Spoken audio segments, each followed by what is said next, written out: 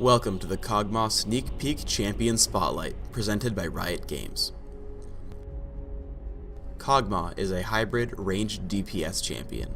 He has very strong long-range spells and a few great attack abilities aimed specifically at destroying enemy tanks. His first ability is Caustic Spittle, giving him armor penetration, and activates to deal damage to a single target while also doubling that penetration. Second comes Bio-Arcane Barrage, which modifies Kog'Maw's attack to significantly increase his range and deal bonus damage based on the enemy's maximum health. Kog'Maw may also cast Void Ooze, which is a long-range damage ability, leaving a trail of ooze that slows enemies who stand on it. His ultimate is Living Artillery, which is an extremely long-range mortar-type attack. It has a low cooldown, but the mana cost increases very quickly if you cast the spell again within 6 seconds. Think of it like Kassadin's Rift Walk. Lastly, his passive, Acathian Surprise, turns you into a living bomb after you die. You retain control for a few seconds and then blow up for some pretty significant damage.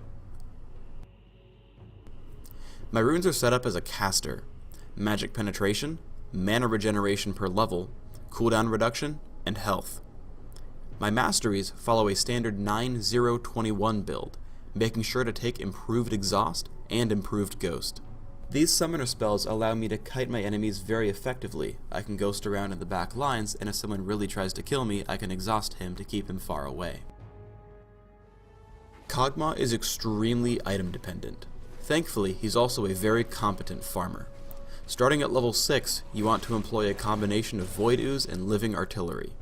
Hit the ranged minions with your ultimate as soon as you can. Then, once you've waited 6 seconds, hit the same wave again, adding in Void Ooze this time. Thanks to your runes, masteries, and Chalice of Harmony, the mana cost should be no problem. You can also easily farm nearby monster camps. All but the hardiest of wraiths will fall to the same combo, and with a little extra effort will result in a lot of bonus gold. Remember to cast the ultimate first, so that the wraiths don't evade the area of effect. Scion and I head top to gank. Always be sure to come in behind your tank and allow your teammates' crowd control spells to land easy artillery shots. As Kale turns invulnerable, remember you can always slow targets with Void Ooze, even if you can't kill them.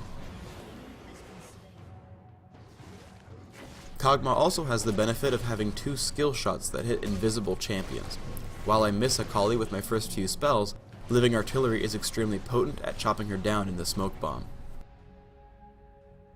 I believe Kog'Maw should be played as a hybrid for a couple of reasons. His cooldowns are a little bit too long to be played as a more standard caster like Annie. Also, his range is so short on his basic attacks that I feel very unsafe as a standard physical DPS.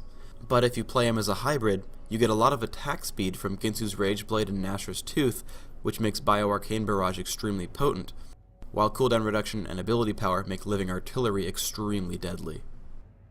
Living Artillery is one of Kog'Maw's most interesting abilities. Because it has such a long range, and because it reveals the area it targets, you should always try to scout or harass jungling enemies. As part of this video, I wanted to show you some safe scouting locations on Summoner's Rift. Note that a very tiny area in the center is revealed right when you cast the spell, and then once the artillery lands, everything struck is revealed for a few seconds. From either team in mid, a quick stroll to the right lets you spot Purple Team's Golem. Next, Purple Team's Lizard. This should be a pretty safe location to shoot from. Down from there, you can hide in the brush to shoot Blue Team's Golem. Right at the connection to the river, Blue's Lizard is an easy shot. The dragon on Summoner's Rift is an extremely important objective.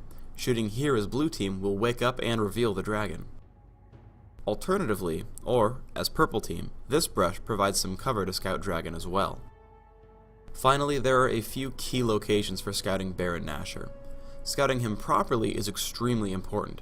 Baron Nashor is immune to debuffs, so you can only reveal him with a tiny reveal at the beginning of the spell. Here's a safe location for Purple Team, or generally from mid. Another approach is the extremely safe brush above Baron. Again, you must hit him exactly or you won't learn any information at all.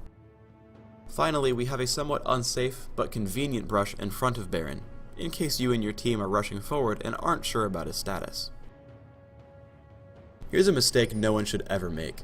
especially Kog'Maw because he has no escape mechanism. I've pushed all the way down mid to the second turret without a single enemy champion accounted for.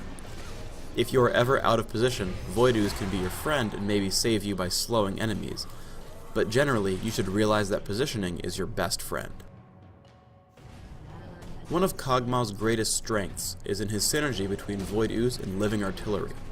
Here, I know that I can keep Akali pinned to one location and kill her. Using Bio-Arcane Barrage and Living Artillery, I can also make short work of Gragas. Again, I'm sure to stay far behind my tanks and use range to my advantage. I chase Janna and Gragas out of mid. However, due to the extremely long range of Living Artillery, Janna's not safe yet. I force her to turn around with one shot, but she realizes she can't win a fight against me and tries to leave. Void Ooze, Living Artillery, and Bio-Arcane Barrage break through her shield and over 900 health. Afterwards, their Gragas gets clumsy and succumbs to Caustic Spittle. Normally, I don't use the ability much because I love abusing Kog'Maw's long range, but in this case, I clearly have no choice. Once again, I want to show the virtues of Living Artillery. Because of its short 1-second delay and extreme range, your opponents will often have to juke the shot before they even see it. Kayle didn't have a choice, as she could only juke up and into our Gragas. I think Akali just didn't realize how far I could really shoot. Thanks for tuning in to the Kog'Maw Champion Spotlight. Get out there and get hungry, because it's feeding time!